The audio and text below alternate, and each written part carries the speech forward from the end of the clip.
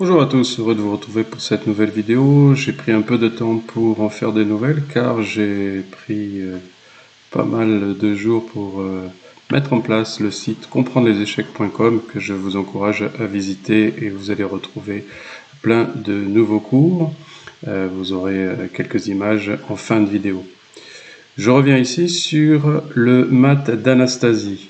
Vous voyez ici le motif, le cavalier empêche le roi de sortir et la tour fait mat. Après la présentation du motif, la position finale, nous allons ici étudier un petit mécanisme qui va nous permettre d'arriver à cette fin. Trois pièces sont impliquées, le cavalier, la tour et la dame. Le cavalier, lui, va venir faire échec en E7, poussant le roi sur la colonne H, mais il nous faut encore pouvoir l'ouvrir. Vous voyez que pour l'instant, il y a un obstacle, c'est le pion H7. La dame va venir se sacrifier en H7, le roi va prendre. Nous retrouvons bien notre cavalier qui empêche le roi de s'enfuir et la tour qui vient faire échec et mat.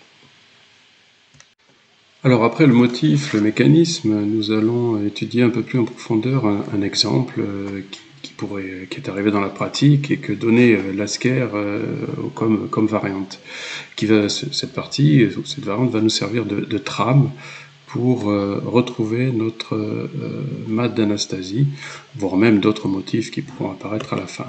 Donc c'est une défense berlinoise, je ne reviens pas ici sur le début, simplement vous voyez que les noirs prennent le pion E4, alors on peut réagir par D4, c'est un peu la théorie moderne a beaucoup développé cette variante, mais ici nous allons nous intéresser à tour E1. Donc vous voyez que la tour se retrouve sur la colonne déjà du roi adverse, les noirs reculent leur cavalier, les blancs ici jouent cavalier C3, on peut jouer cavalier prend E5, c'est préférable d'ailleurs, mais cela ne nous amènerait pas exactement à la situation qui nous intéresse ici.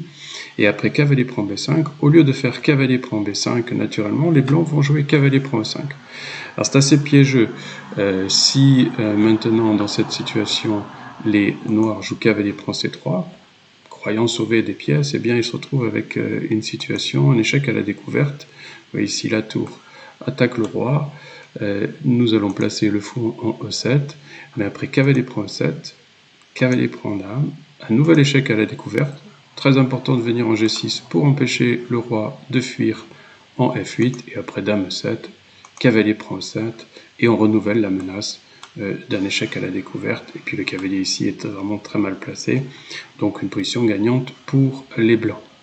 Je reviens à cavalier prend E5, et au lieu de cavalier prend C3, le bon coup pour les noirs c'est fou E7. Je cherche pas, on a une pièce de plus, on va la redonner, mais on va pouvoir mettre son roi à l'abri, et la position est très correcte pour les noirs sans problème. Mais s'ils prennent en E5, tour prend E5, échec, fou E7, et maintenant au lieu d'aller chercher la reprise de la pièce en moins, on va attaquer par cavalier D5. On met la pression sur le fou qui ne peut pas être sauvé. Les noirs vont essayer de mettre le roi à l'abri, mais après cavalier prend E7, vous voyez déjà qu'on a notre première pièce du mat d'Anastasie qui est en place, voire même la deuxième, puisque la tour va pouvoir glisser vers la colonne H si nécessaire. Roi H8, mais pour l'instant, il y a toujours l'obstacle en H7. C'est pour ça que les blancs jouent dame H5, avec l'idée, par exemple, sur D6, de jouer notre mat d'Anastasie par dame prend H7, roi prend H7 et tour H5.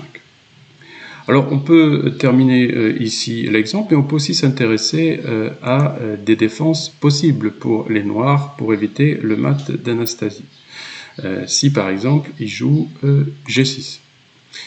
Là on ne peut plus faire notre sacrifice en H7, mais on a un très fort coup avec dame H6, et l'idée c'est que si les noirs jouent D6, pour évidemment attaquer la tour, donc ne voyant pas de menace directe, eh bien il y a une jolie combinaison par tour H5, menaçant mat en H7, et si pion prend tour, eh bien dame F6, mat. Alors c'est un autre motif, on pourrait imaginer qu'ici à la place de la dame il y a un fou, eh bien c'est un motif que l'on retrouvera à une autre occasion avec le cavalier qui empêche le roi de partir et la dame ou le fou qui fait mat, ici la dame.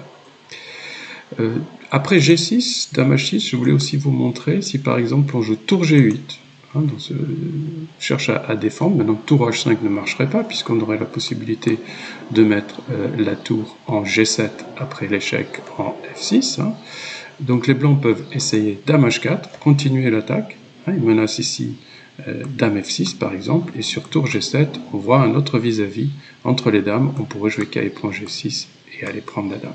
Alors, on ne va pas faire trop compliqué, mais si par exemple sur Dame H4, on joue Roi G7, toujours intéressant, si à un moment donné vous ne trouvez pas de combinaison, vous êtes un petit peu bloqué, regardez quelles sont les pièces que vous pouvez mettre en plus dans l'attaque. On a un fou ici qui ne joue pas, eh bien on peut essayer de le faire venir nous aider dans notre attaque par D3.